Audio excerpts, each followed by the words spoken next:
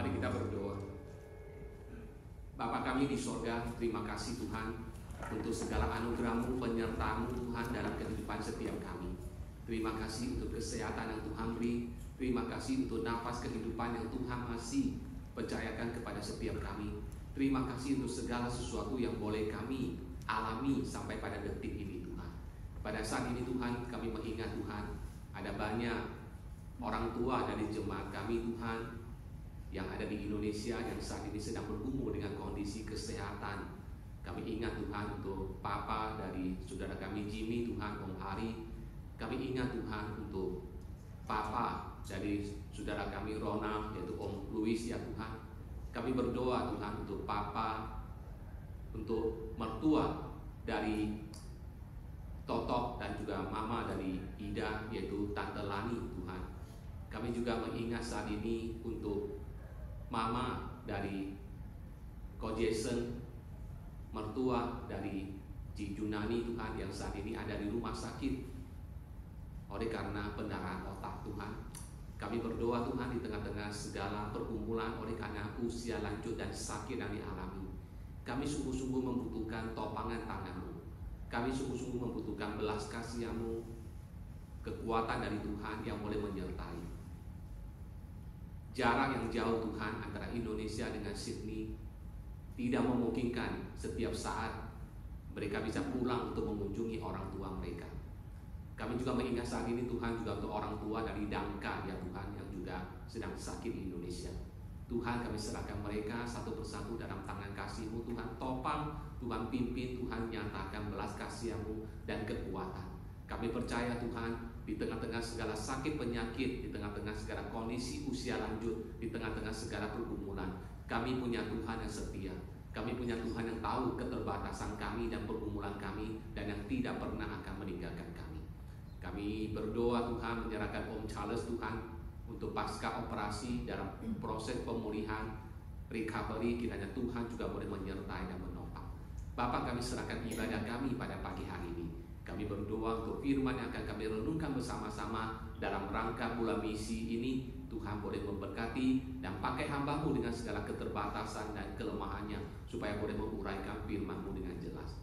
Kami berdoa dan kami memohon Bapa hanya di dalam nama Tuhan Yesus Kristus. Amin. Silakan duduk. Shalom, selamat pagi jemaat yang dikasihi oleh Tuhan. Bapak Ibu Saudara, dalam rangka bulan misi, maka tema firman Tuhan hari ini adalah kita akan belajar tentang ordinary people in God's hand. Bagaimana orang-orang yang biasa, yang tidak ada apa-apanya, mereka bisa dipakai oleh Tuhan yang luar biasa. Dan hari ini kita belajar dari sebuah perikop, yaitu di dalam 2 Raja-Raja pasal yang kelima, ayat pertama hingga ayat ke-19. Bapak Ibu yang dikasihi oleh Tuhan, kunci pelajaran dari perikop kita hari ini adalah 2 hal. Pertama, ingin menunjukkan kepada kita bahwa Tuhan bisa memakai kita semua, orang-orang yang biasa, yang kelihatannya tidak punya apa-apa, tapi Tuhan bisa memakai setiap kita untuk melakukan pekerjaan Tuhan yang luar biasa. Kedua, hal yang akan kita pelajari dari perikop ini adalah Tuhan kita yang maha kuasa, Tuhan kita yang extraordinary, itu sanggup untuk melakukan segala hal yang dianggap mustahil. Dalam konteks ini adalah menyembuhkan orang yang sakit kusta, penyakit yang dianggap tidak ada obatnya, penyakit yang dianggap tidak ada harapan pada waktu itu, tapi Tuhan sanggup menyembuhkan dengan kuasa-Nya. Nah, Bapak Ibu Saudara, setiap kita punya limitasi, setiap kita punya keterbatasan, setiap kita seringkali merasa diri kita tidak ada apa-apanya, seperti yang Brother Hari sampaikan tadi, merasa dirinya minder dan sebagainya. Saya juga termasuk orang yang minder. Saya juga termasuk orang yang tidak punya apa-apa dan tidak bisa apa-apa, saudara. Waktu saya mau menyerahkan diri menjadi hamba Tuhan, pergumulan terbesar saya adalah bagaimana saya bisa menjadi pendeta, bagaimana saya bisa berkhotbah, karena bahasa saya itu kacau balau, ngomongnya pelo-pelo. Ya, itu menjadi pergumulan saya, saudara. Bahasa Indonesia, saya lahir dari bagian Siapi-Api, kota kecil. Dan di sana bahasanya Hokkien, jadi kita nggak bisa bahasa Indonesia. Bahasa bisa juga sedikit Melayu. Jadi saya bergumul, bagaimana bisa? Ketika saya datang ke Jakarta, selesai SMA saya merantau ke Jakarta, kerja dan kuliah. Saya juga suka diketawain kalau saya ngomong, karena bahasa Indonesia saya itu nggak jelas. Ketika masuk ke sekolah Alkitab, ada pelajaran belajar berkhotbah, naik ke mimbar, mulai belajar berkhotbah, saudara. Seharusnya persiapannya untuk 20 menit khotbah, 5 menit sudah habis bahannya. Dan ketika saya ngomong, teman-teman mulai ketawa-ketawa karena logat saya itu lucu, saudara. Itu menjadi pergumulan ketika saya mulai praktek di gereja. Orang juga ketawa ketika dengar saya lagi bicara, saudara. Berulang kali saya mau give up, mau udah tinggalkan sekolah kita. Tidak mau melanjutkan pelayanan. Bagaimana mungkin saya bisa menjadi pendeta? Ngomong aja nggak becus. Sekarang sampai ke Aussie, saudara. Bahasa Indonesia aja belum becus, harus belajar bahasa Inggris, saudara. Luar biasa pergumulannya, saudara. Tapi Bapak Ibu Saudara, di tengah-tengah segala kelemahan yang kita alami, prinsip firman Tuhan adalah bahwa sekalipun kita tidak punya apa-apa dan tidak bisa apa-apa, ketika kita mau dipakai oleh Tuhan, Tuhan bisa memakai kita dalam kondisi apapun. Nah, Bapak Ibu Saudara, perikop kita hari ini dimulai dengan sebuah paradoks atau sebuah ironis, sebuah kontras. Ayat pertama mengatakan, Naaman, panglima Raja Aram, adalah seorang terpandang di hadapan tuannya dan sangat disayangi. Sebab oleh dia, Tuhan telah memberikan kemenangan kepada orang Aram. Tetapi orang itu, seorang pahlawan tentara, sakit kusta. Ayat ini memberitahukan kepada kita sejumlah keunggulan, kehebatan dari Naaman. Apa kehebatannya? Pertama, dikatakan dia adalah panglima tentara Aram atau Syria. Dia adalah panglima tertinggi dari kerajaan Aram. Orang dikatakan kedua, dia adalah seorang yang terhormat, yang dihormati, yang terpandang, yang berkedudukan tinggi. Ketiga, dikatakan dia adalah orang kesayangan Raja Aram. Dan yang keempat dikatakan, dia diberikan kemenangan oleh Tuhan dalam setiap peperangan. Dan yang terakhir dikatakan, dia adalah seorang pahlawan tentara. Dia adalah seorang hero di tengah-tengah kerajaan Syria atau Aram. Tetapi Bapak Ibu Saudara, di tengah-tengah segala kehebatan dari Naaman ini, kita melihat ada sebuah ironi. Kalimat terakhir mengatakan, tetapi orang itu, seorang pahlawan tentara, sakit kusta. Seorang pahlawan tentara sakit kusta. Ini adalah sebuah ironi. Ini adalah sesuatu yang sangat sinis. Orang yang sangat sukses, orang yang sangat kuat, orang yang sangat terpandang, orang yang sangat dihormati, ternyata sakit kusta. Penyakit yang sangat mengerikan pada waktu itu, di mana tidak ada obat untuk menyembuhkan sakit kusta. Saudara, saya pernah menyampaikan di sini waktu kita membahas eksposisi dari kitab Markus. Orang yang sakit kusta adalah orang yang sudah kehilangan syarat rasa sakitnya. Jadi orang yang sakit kusta, sekalipun jari-jarinya itu putus, anggota-anggota badannya mulai hilang satu persatu, luka sampai kelihatan tulangnya. Mereka tidak merasakan sakit. Jadi kalau jarinya itu kejepit pintu, mereka nggak rasakan sakit. Mereka bisa memakai tangan tetap bekerja sampai engselnya ini itu lepas pun mereka tidak merasakan sakit. Kaki ketika dilindas oleh mobil itu pun tidak merasakan sakit. Mereka tetap memakai kaki, mereka melakukan perjalanan jauh, padahal tumitnya itu sudah copot. Mereka tidak merasakan sakit. Bapak Ibu Saudara, rasa sakit itu adalah anugerah Tuhan. Kita semua tidak mau sakit, betul? Kita tidak ada seorang pun di antara kita mau sakit. Tetapi Bapak Ibu Saudara, rasa sakit itu adalah ciptaan Tuhan. Rasa sakit itu adalah pemberian Tuhan. Kenapa? Karena ketika di dalam tubuh kita mulai ada rasa sakit yang muncul, syarat dari rasa sakit memberitahukan kepada kita ada yang tidak beres dalam diri kita. Misalnya ketika perut kita sakit, itu adalah tanda, itu adalah arahan bahwa ada yang tidak beres dengan perut kita. Mungkin kita salah makan, mungkin kita salah minum, mungkin ada sesuatu yang tidak beres dengan perut kita. Waktu gigi kita sakit, itu adalah warning kepada kita. Ada yang tidak beres dengan gigi kita, ada yang tidak beres dengan gusi kita. Jadi rasa sakit itu adalah anugerah. Kenapa? Karena kalau orang tidak lagi memiliki rasa sakit, maka dia tidak ada lagi warning system dalam tubuhnya yang memberitahukan dia bahwa ada yang tidak beres. Kalau tangan kita terkilir sakit, berarti kita nggak mungkin bisa bekerja lagi dengan tangan kita. Memalu sesuatu, membahas sesuatu, karena sakit. Berarti apa? Harus dibereskan dulu. Ketika kaki kita terkilir, susah berjalan, berarti ada yang tidak beres. Harus dibereskan dulu sebelum kita memakainya untuk melakukan perjalanan jauh. Rasa sakit itu ada anugerah. Tetapi Bapak Ibu Saudara, orang yang sakit kusta, syarat rasa sakitnya itu sudah tidak berfungsi lagi. Sehingga satu persatu bagian dari anggota tubuhnya itu mulai copot, mulai rusak satu persatu. Itu kondisi orang kusta. Dan Bapak Ibu Saudara dikasih Tuhan, seorang panglima dan pahlawan yang gagah perkasa, namun bagian demi bagian anggota tubuhnya satu persatu rusak, binasa karena penyakit kusta, membusuk karena penyakit kusta. Itulah kondisi yang dialami oleh Naaman di dalam bagian ini. Seorang yang terpandang, seorang yang terhormat, seorang yang disanjung tinggi, seorang yang memiliki segala-galanya, tetapi sakit kusta. Itulah realita hidup Bapak Ibu Saudara. Ada orang yang berkelebihan atau mungkin unggul dalam satu hal, tetapi dia mengambil pergumulan dalam hal lain. Itulah kehidupan manusia. Tidak ada yang sempurna. Saudara, ada orang yang bisa kaya raya, punya segala macamnya, tapi belum tentu dia bisa menikmati segala kekayaannya. Saya pernah pelayanan ke Surabaya, lalu ada satu majelis yang ajak makan, saudara, ajak makan malam ke sebuah hotel yang mahal, saudara. Makanannya betul-betul itu ada sirip ikan hius segala macam, makanannya itu enak, saudara. Tetapi bapak yang undang saya ini tidak bisa menikmati makanan yang ada. Ketika semua makanan sudah disediakan, kita ada 4 orang, saudara. Ada satu hamba Tuhan yang lain, ada satu penatua, dan bersama dengan dia dan saya 4 orang, saudara. Ketika waktu mau makan, saudara, cuma kami bertiga yang makan. Yang mengundang kami, yang menjamu kami tidak ikut makan. Dia cuma makan apa?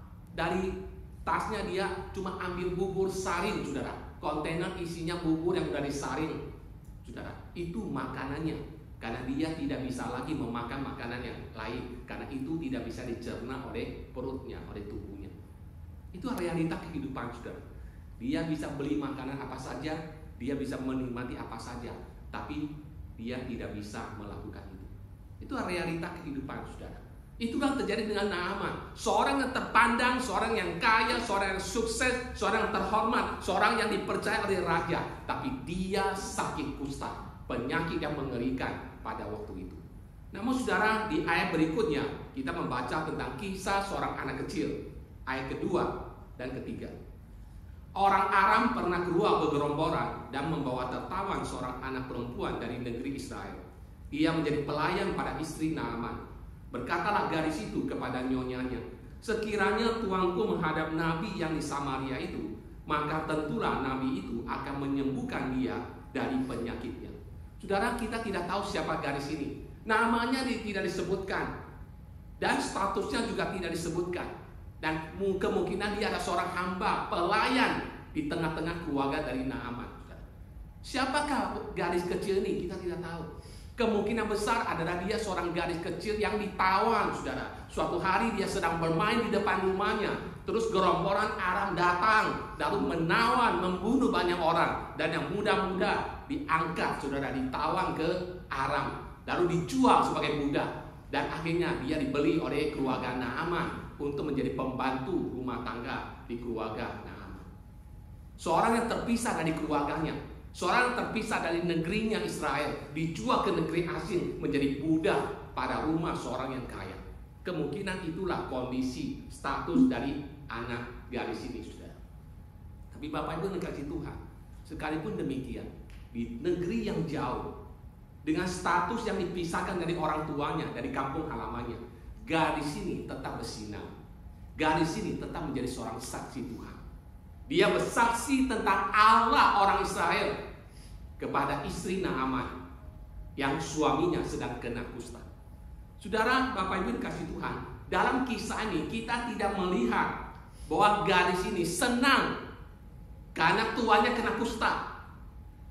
Dia tidak berkata dalam hatinya, syukurin lu, kamu telah menawan aku, kamu telah memimpin pasukan Aram, menyerang Israel, membunuh banyak orang, menawan banyak orang, dan menjadikan aku sebagai budak, dipisahkan dari keluargaku, jauh di sana di Israel, dan tinggal di Aram sebagai seorang budak. Ini adalah hukuman Tuhan atas segala kejahatan engkau perbuat. Maka Tuhan mengutukmu, Tuhan menghukummu dengan penyakit kusta, penyakit yang tidak bisa disembuhkan. Saudara, tidak ada kata-kata demikian muncul dalam Alkitab. Tidak ada pemikiran seperti itu yang muncul dalam Alkitab, yang keluar dari mulut gadis kecil ini, saudara. Tetapi yang ada adalah apa? Sebuah doa.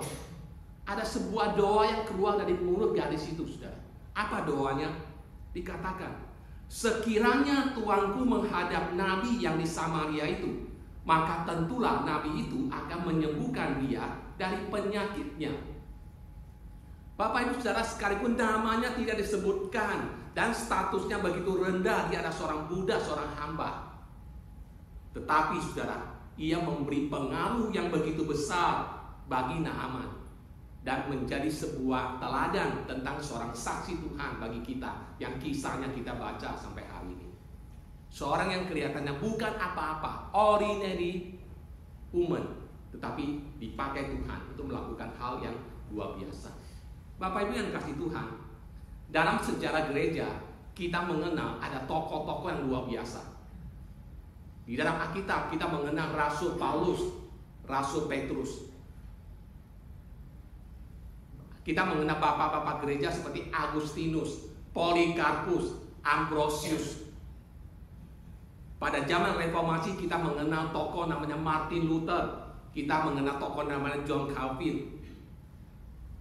Dalam sejarah gereja kita mengenal tokoh KKR, tokoh penginjilan. Seperti misalnya Jonathan Edwards, D.L. Moody, Billy Sunday, Billy Graham. Itu adalah orang-orang dipakai Tuhan secara luar biasa. Tapi Bapak Ibu Saudara, sejarah perkembangan gereja, sejarah penginjilan, itu juga adalah momen di mana ada orang-orang kecil, orang-orang yang tidak terpandang, orang-orang yang tidak dianggap, tetapi mereka dipakai Tuhan untuk menjadi alat dalam melakukan kehendak dan misi Tuhan. Sekalipun dunia tidak melihat mereka, dunia tidak tahu tentang siapa mereka. Di sorga mungkin nanti kita akan kaget. Ada orang-orang yang kita tidak pernah tahu dan namanya kita tidak pernah dengar, tapi mereka adalah orang-orang pada hari terakhir. Ketika kita memberi pertanggungjawaban di hadapan Tuhan, justru orang-orang itu yang akan mendapatkan reward. Barangkali mungkin nanti di sorga, orang-orang yang kita anggap hari ini sebagai pendeta-pendeta besar, tokoh-tokoh gereja yang besar, yang dikenal banyak orang, yang luar biasa suksesnya, yang punya gereja besar, saudara. Nanti kemungkinan di sorga, saudara, di hadapan Tuhan, bukan mereka yang dipanggil Tuhan untuk mendapatkan reward, tapi barangkali nanti di hadapan Tuhan yang akan dipanggil untuk mendapatkan reward adalah orang-orang kecil, ada om-om, tante-tante, oma-oma, opa-opa yang kita tidak kenal, tapi justru mereka yang akan mendapatkan reward, pujian di hadapan Tuhan. Kenapa? Barangkali pendeta-pendeta besar akan protes, Tuhan, saya pimpin KKL, saya terkenal di mana-mana, saya pimpin gereja besar, gereja saya dikenal di mana-mana, saya masuk YouTube, saya masuk podcast, saya masuk ke mana-mana stasiun TV, nama saya ada di mana-mana, khotbah saya ada di mana-mana. Kok yang mendapatkan reward orang-orang seperti ini yang tidak dikenal? Barangkali Tuhan akan mengatakan, kesuksesanmu itu karena doa orang-orang ini. Setiap minggu engkau berkhotbah, setiap saat engkau melayani, kamu tidak tahu ternyata ada orang-orang tertentu yang meneteskan air mata, yang berlutut di kamarnya, yang selalu berdoa supaya Tuhan pakai mulutmu, supaya Tuhan pakai pelayananmu, supaya melalui pelayananmu ada banyak orang yang mengenal Yesus Kristus. Jadi yang hebat itu bukan kamu. Memang yang terkenal kamu yang terkenal. Alkitab mengatakan apa? Kamu sudah mendapatkan upahnya. Di dunia kamu terkenal sebagai pendeta hebat. Di dunia kamu terkenal sebagai evangelis hebat. Kamu mendapatkan segalanya. Kamu mendapatkan segala fasilitas. Kamu mendapatkan nama baik. Kamu begitu termasyur, begitu tersohor. Kamu sudah mendapatkan upahmu. Tapi orang-orang ini yang namanya tidak pernah disebutkan, yang tidak pernah menonjolkan dirinya, tapi mereka inilah orang-orang yang mendapatkan reward di hadapanku. Seperti garis kecil ini, Bapak Ibu Saudara. Bapak Ibu Saudara, hal yang disampaikan garis itu ternyata sampai ke telinga Raja Aram. Kemudian Raja Aram segera mengutus Naaman ke Israel dengan sebuah surat. Dan ketika surat itu sampai kepada Raja Israel kaget luar biasa. Raja Israel menjadi kaget, saudara. Dia menjadi marah, dia menjadi takut, dan dia berpikir perang sudah di depan mata, saudara. Karena dia merasa Raja Aram sedang mencari gara-gara terhadap Raja Israel. Dan Raja terpikir tentang Elisa. Dan sebetulnya Nabi Elisa juga sudah tahu tentang hal itu. Maka dia meminta supaya Naaman dikirim kepadanya. Lalu saudara, singkat cerita, ketika Naaman datang mengunjungi Elisa, apa yang dilakukan oleh Elisa? Alkitab mengatakan bahwa Elisa tidak keluar untuk menyambut tamu kehormatan, orang-orang penting terpandang ini, saudara. Elisa tidak keluar dari rumahnya menyambut. Yang dilakukan Elisa apa? Elisa memanggil seorang hambanya, bujangnya, Gehazi, untuk pergi menyampaikan pesan kepada panglima tentara Aram itu Naaman. Pesannya apa?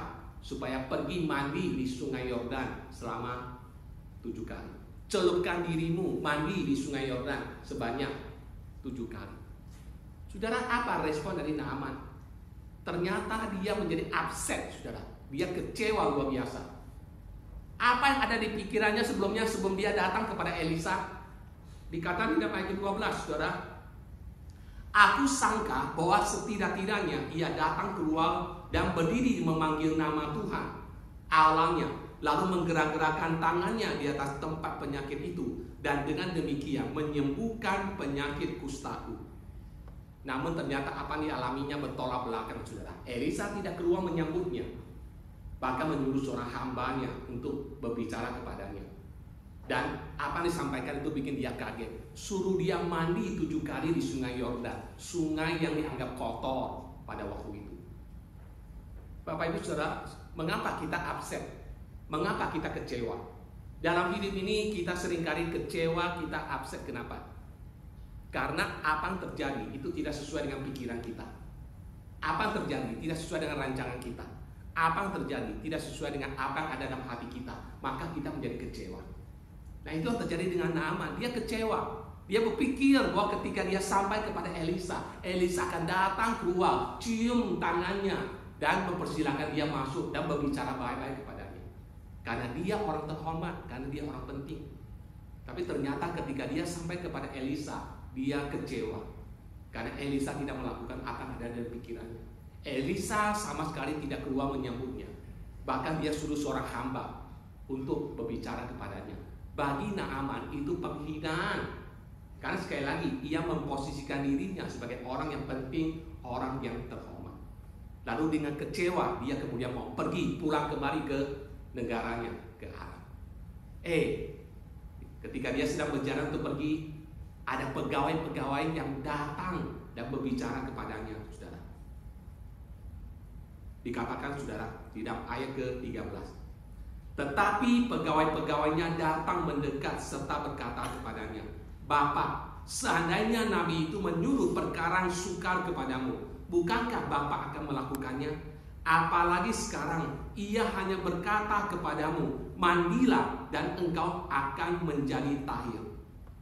Saudara, kata-kata dari pegawai Naaman yang biasa itu menyurutkan kemarahan dari Naaman. Sehingga di ayat ke-14 dikatakan, maka turunlah ia membenamkan dirinya 7 kali dalam sungai Yordan, sesuai dengan perkataan abdi Allah itu. Lalu pulihlah tubuhnya kembali seperti tubuh seorang anak, dan ia menjadi tahir. Saudara, dalam kisah kesembuhan Naaman ini, kita melihat ada 3 orang.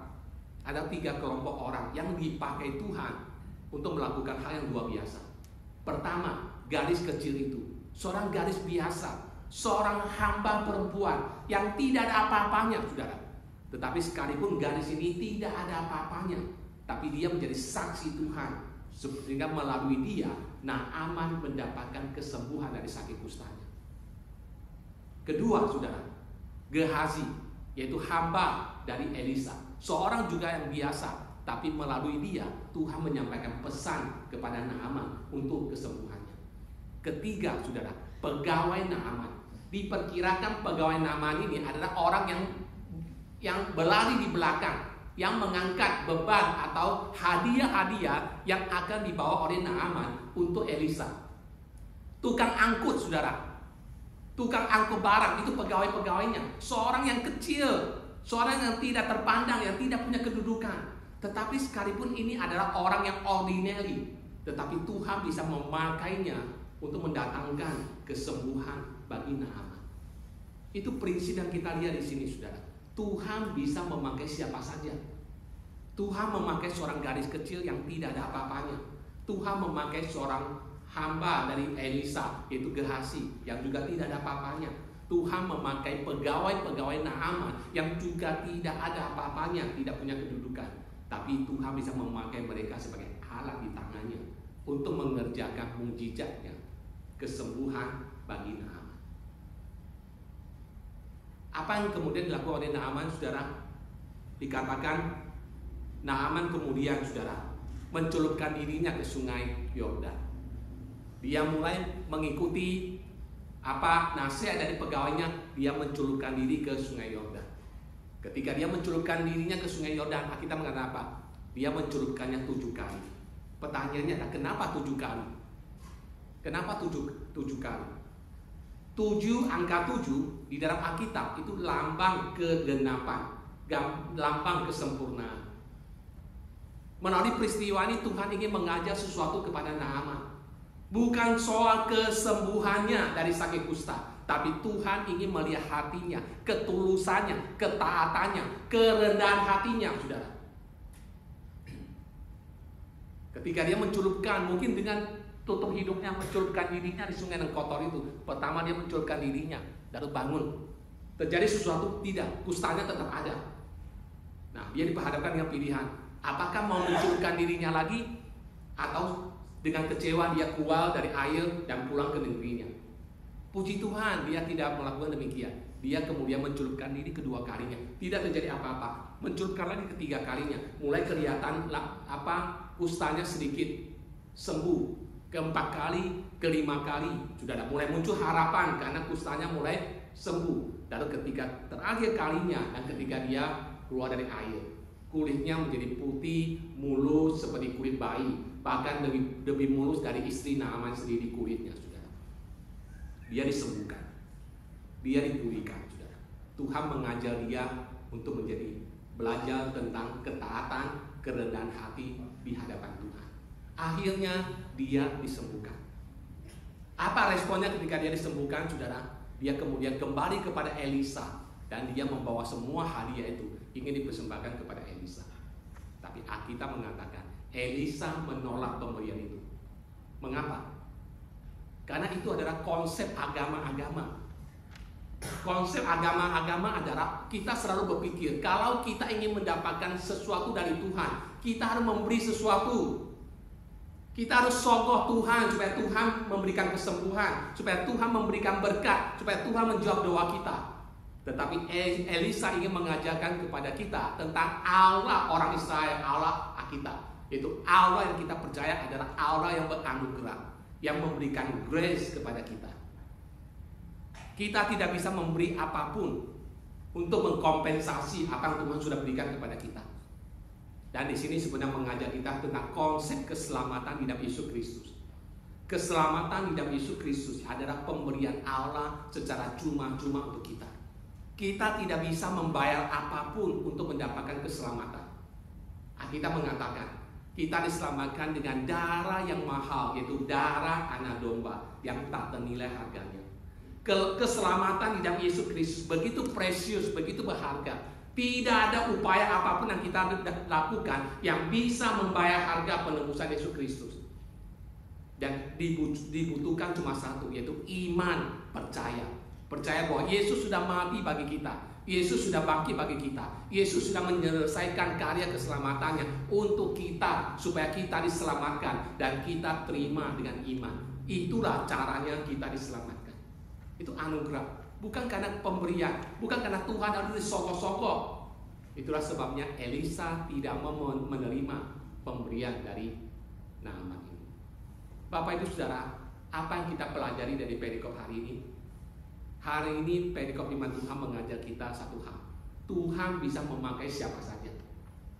Tuhan bisa memakai kita semua. Tidak peduli apa kondisi kita. Tidak peduli berapa besar talenta kita.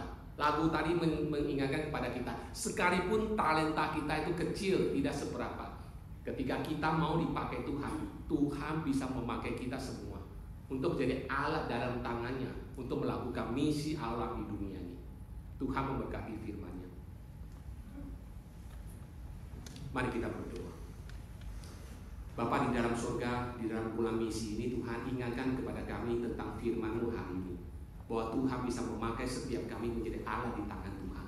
Sekalipun kami kecil, sekalipun kami tidak memiliki apa-apa, dan kami merasakan kami memiliki begitu banyak keterbatasan, namun jikalau kami punya hati yang mau dipakai oleh Tuhan, maka Tuhan bisa memakai kami. Sebagaimana Tuhan memakai seorang gadis kecil Tuhan yang ditawan ke Aram dan dijadikan sebagai seorang budak, tetapi dia tetap menjadi saksi Tuhan, bersaksi tentang Allah orang Israel, sehingga tuannya disembuhkan dari penyakit kustanya. Begitu juga Tuhan pegawai-pegawai Naaman yang kelihatannya bukan siapa-siapa, tetapi Tuhan juga bisa memakainya untuk bisa menjadi alat berkat. Bapa, tolong kami supaya dalam hidup kami yang singkat ini Tuhan, dengan segala waktu, kesempatan, talenta yang Tuhan karuniakan, ajar kami Tuhan untuk mau dipakai Tuhan menjadi alat misi bagi kemuliaan nama Tuhan. Kami berdoa dan mohon dalam nama Tuhan Yesus Kristus. Amin.